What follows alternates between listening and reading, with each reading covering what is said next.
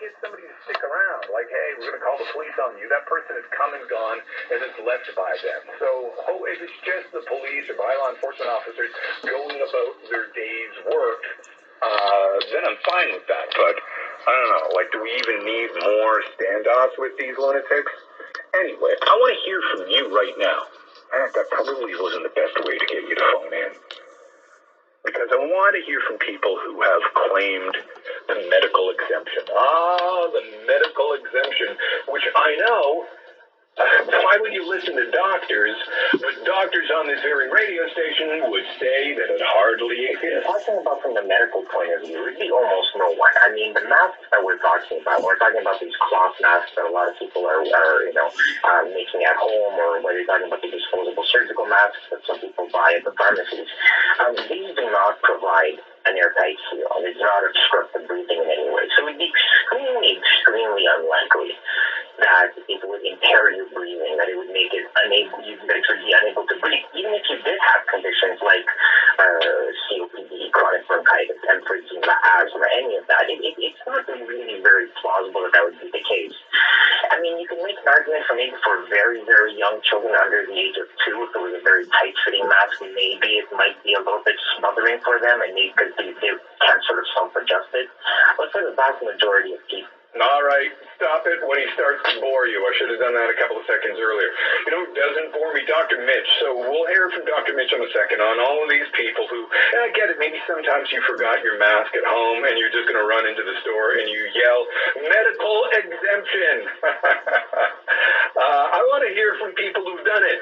Because maybe you think, oh, you can't wear a mask like that because I can't breathe. Yeah, it's funny. People do that almost like every day, call, I don't know, surgeons? Yes. But this lady, I've worked at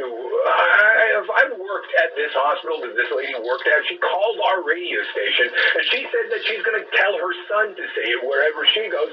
And what does she do for a living? Hi, my name's Jennifer. I'm an RN. A nurse. My son wants to wear a mask, but I don't. I don't know why I had to tell you guys that RN meant nurse. You guys probably, I think very highly of you guys, so please forgive me for that. I thought that maybe I had to tell you guys that RN was a nurse, and I don't have to do that. Hi, my name's Jennifer. I'm an RN. My son wants to wear a mask, but I don't let him because I don't want him to live in fear, and I'm not going to put a gag on my child. He's going back to school in September in grade 4, and he's not wearing a mask. He has a medical exemption. So we don't want to put masks on our kids. What is the medical exemption? He's asthmatic. Okay. And it's not that bad, to tell you the truth. He could wear a mask and get away with it, but thank God he's got a little bit of asthma. Because I really don't want my child wearing a mask. I don't want your child living in... Thank God. Thank God my son has a little bit of asthma, so I can lie. Isn't that kind of up to you? I mean, we talked earlier to a child psychologist about the way parents are kind of conditioning their kids and saying, oh, you're not going to go back to school because, grandma might die. But isn't that in the way you handle it and the way you have kind of conditioned your child? No, I don't want him to live in fear of COVID. This is a disease with a 0.002 mortality rate. I don't know. She says some other stuff, but she's a nurse, and she's instructed her kid to tell everybody that he has a medical exemption, which, when you listen to the doctors, he might technically be able to get away with that, but listen to Dr. Mitch talk about these people who are saying they have a medical exemption. One thing that should never have been politicized. It's not a matter of your rights. It's not a matter of, infringing upon your personal good. First off, there's no health negative effects from wearing a mask. Listen to this. You might get a little bit of facial irritation, but that's it. The quality of the air on either side of the mask is the exact same. For some people with very severe lung disease, what we call COPD or chronic obstructive pulmonary disease, where the lung has been destroyed and it's really tough for them to breathe in the first place. Some of these people even need supplemental oxygen. They can wear their supplemental oxygen under their mask and still be protected. So there's no negative effects from being put in a mask. So those are two doctors, and I know, I just think the people who are yelling medical exemption, we know who they are.